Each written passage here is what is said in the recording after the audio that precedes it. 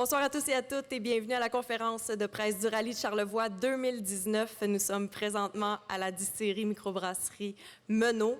Et mon nom est Shanna Warren. En fait, je serai là pour poser toutes les questions, en fait, pour que le Rallye de Charlevoix n'ait plus de secrets pour vous. Et pour ce faire, je suis présentement avec trois représentants justement du Rallye pour répondre à toutes ces questions-là. Alors, pour commencer, j'ai ici Richard Berthiaume, qui est le promoteur de l'événement.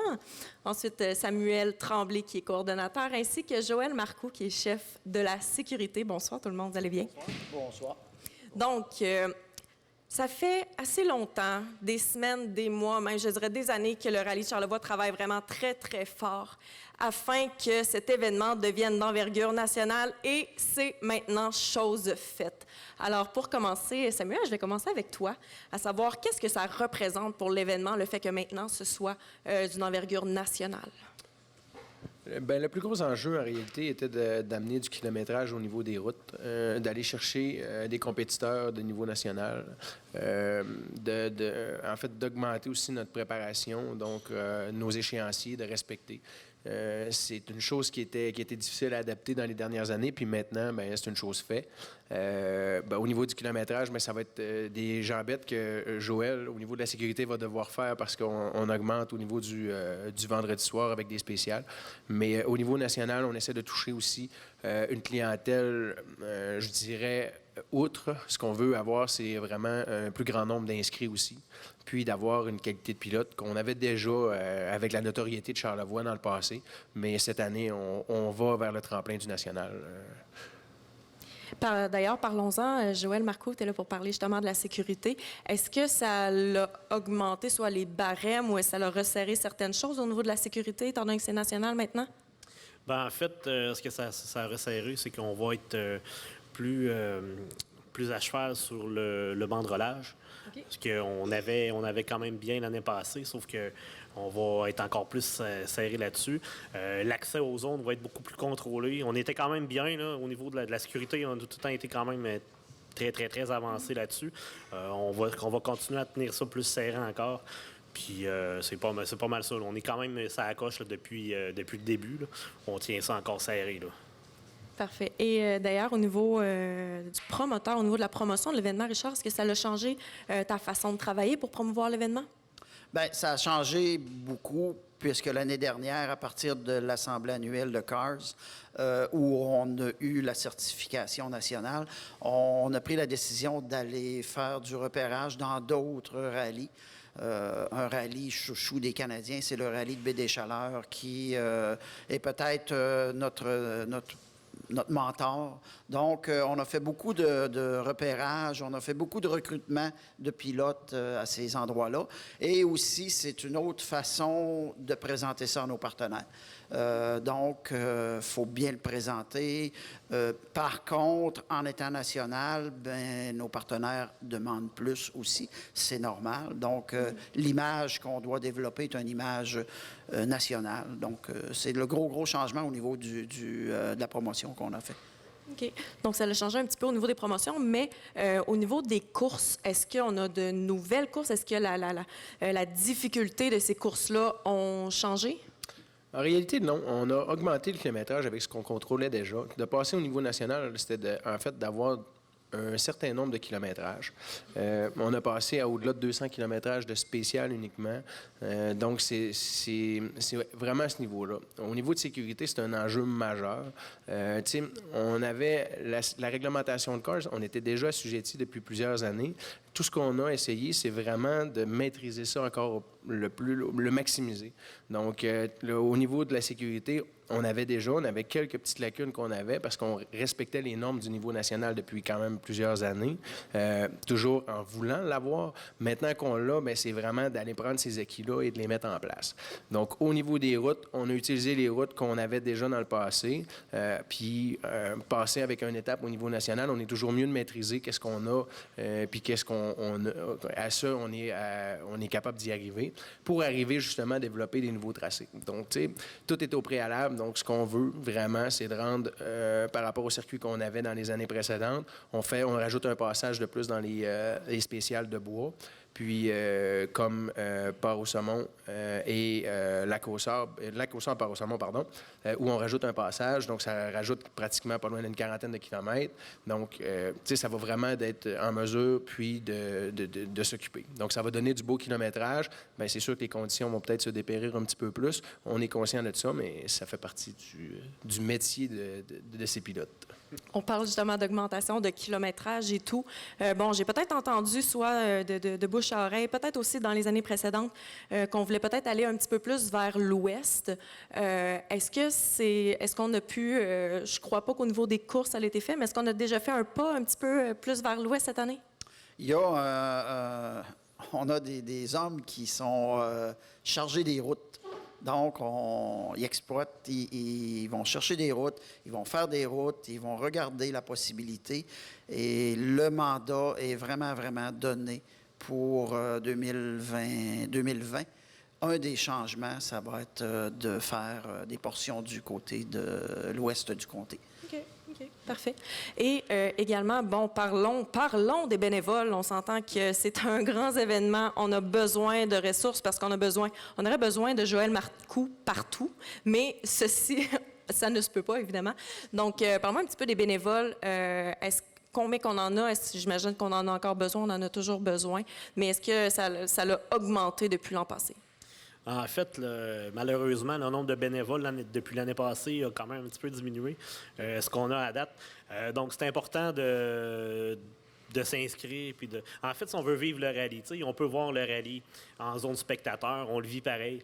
Mais la meilleure façon de vivre un rallye, si on veut vivre le rallye comme il faut, c'est d'être bénévole. En fait, on a accès à des zones que les gens n'ont pas accès. On est vraiment plus près. Ça sent. On sent le rallye quand on est bénévole.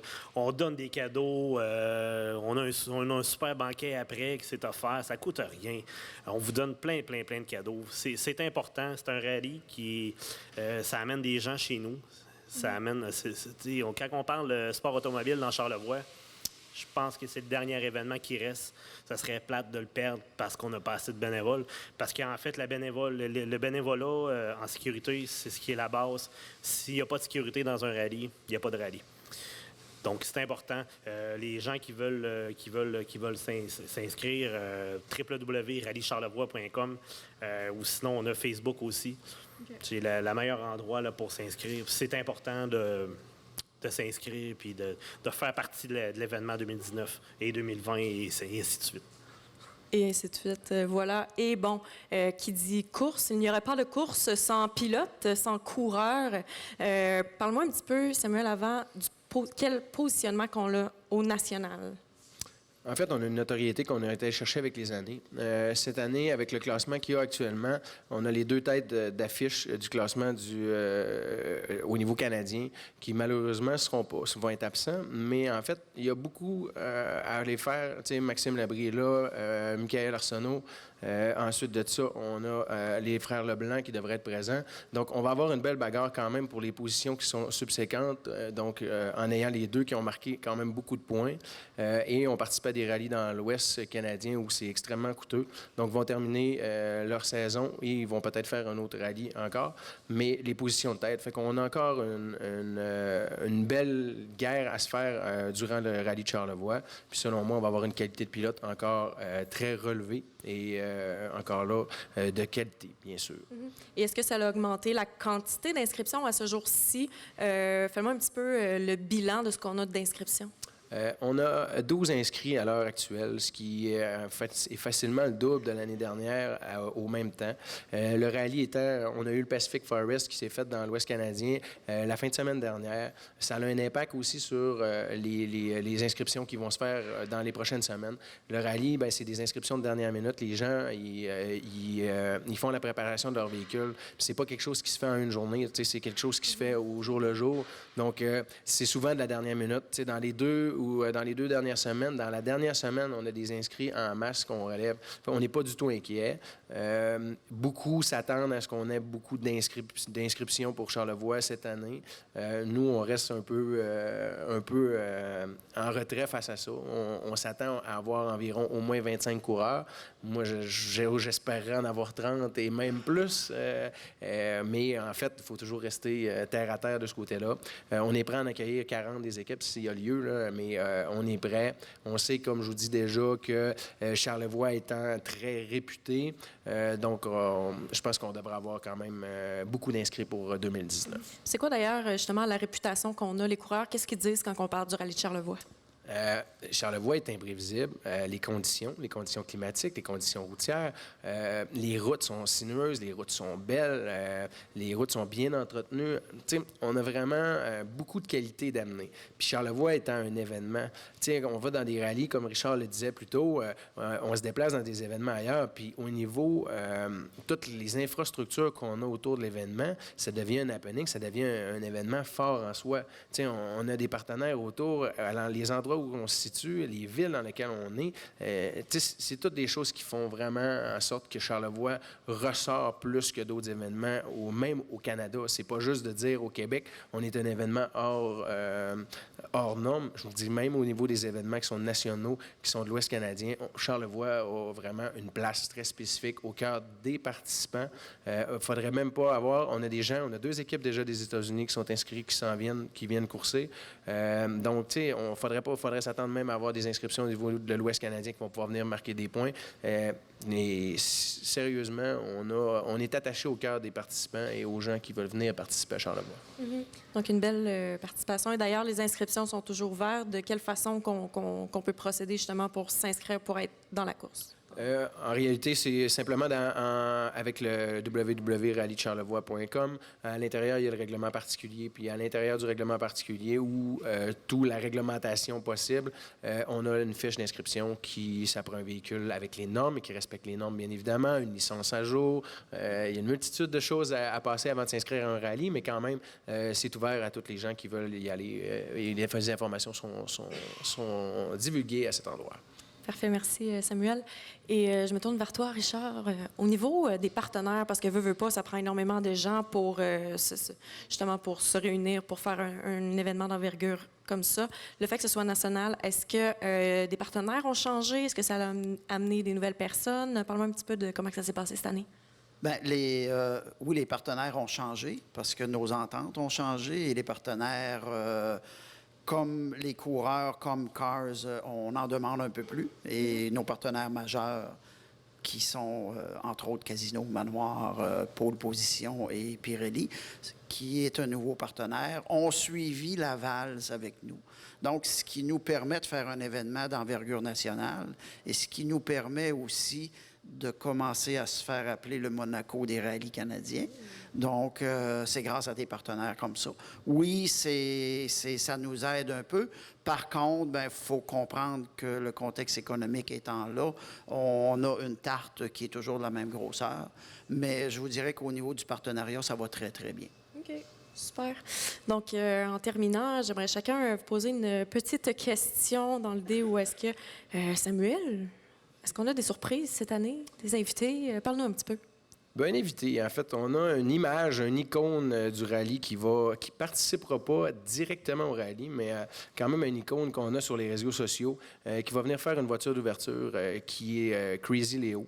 Qui est une image quand même de marque qui beaucoup de jeunes sont rattachés à ce pilote extrêmement téméraire et en même temps, en fait, il y a quand même un bon arriérage derrière lui. Donc, c'est pas mal ce qu'on a. Au niveau des inscriptions, comme je vous dis, il n'y a pas de grande surprise comme telle, mais on est fiers de pouvoir compter, de pouvoir avoir sa présence à titre de voiture officielle. Donc, Joël, j'aimerais quand même que tu fasses un petit rappel pour les bénévoles parce qu'on a vraiment, vraiment besoin de vous pour que tout fonctionne très, très bien et que cet événement continue d'être séquelé. Joël, rappelle-nous la façon de s'inscrire pour les bénévoles et peut-être un petit peu qu'est-ce qu'on peut faire parmi tous ces bénévoles-là. Là. En fait, pour s'inscrire, www.rallycharlevoix.com.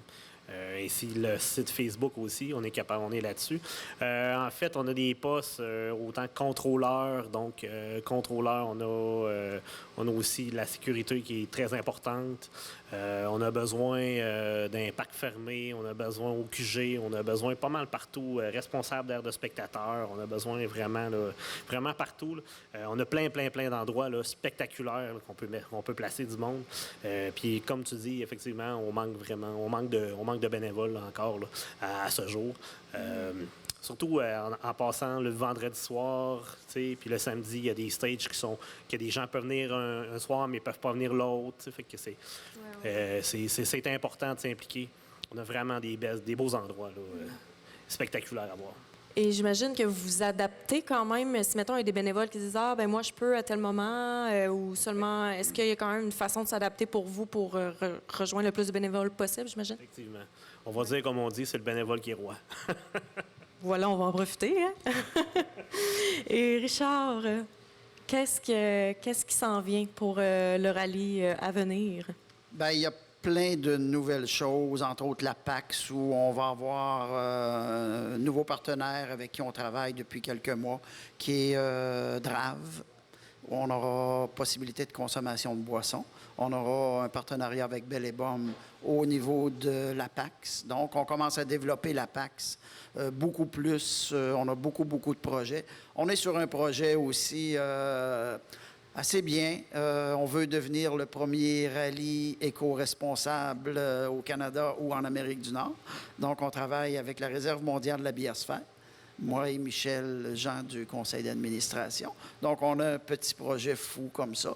Et on va avoir lors du 5 à 7 des coureurs, le 16, une annonce assez merveilleuse pour le monde du rallye.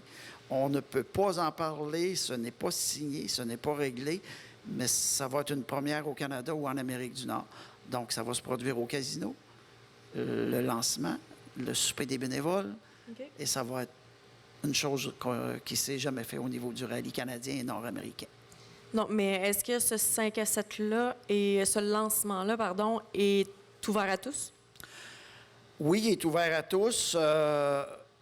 Heureusement, dû à la popularité de l'événement, on est obligé de mettre une quantité minimum de personnes. Okay. Donc, c'est jeudi le 16, c'est bien ça. Et c'est là qu'on annoncera tout ça. On travaille déjà sur le rallye 2020 et le rallye 2019 est lancé. Voilà, donc le rallye 2019 est officiellement lancé sur les internets également. Merci beaucoup à nos représentants ce soir. Donc, merci beaucoup à Richard Berthiaume, Samuel Tremblay, ainsi qu'à Joël Marcoux. Un gros merci à tous ceux qui ont été là parmi nous sur Facebook. Merci de vous intéresser au rallye. Merci à tous les gens qui sont là de vous intéresser. Merci aux médias de divulguer l'information. Également, merci à la distillerie microbrasserie de Chimeno. D'ailleurs, on a été très bien accueillis, très bien servis. Merci à GoExplore pour la diffusion en direct pour ce soir. Merci à nos partenaires officiels, donc le Casino, le Fairmont, le Manoir Richelieu, Pôle Position, Pirelli et merci à la Ville de Clermont. Mon nom est Shanna Warren, ça m'a fait plaisir d'être ici avec vous ce soir et je vous souhaite une très belle saison, je vous souhaite du beau temps. Merci. Et une très belle fin de soirée. Merci beaucoup.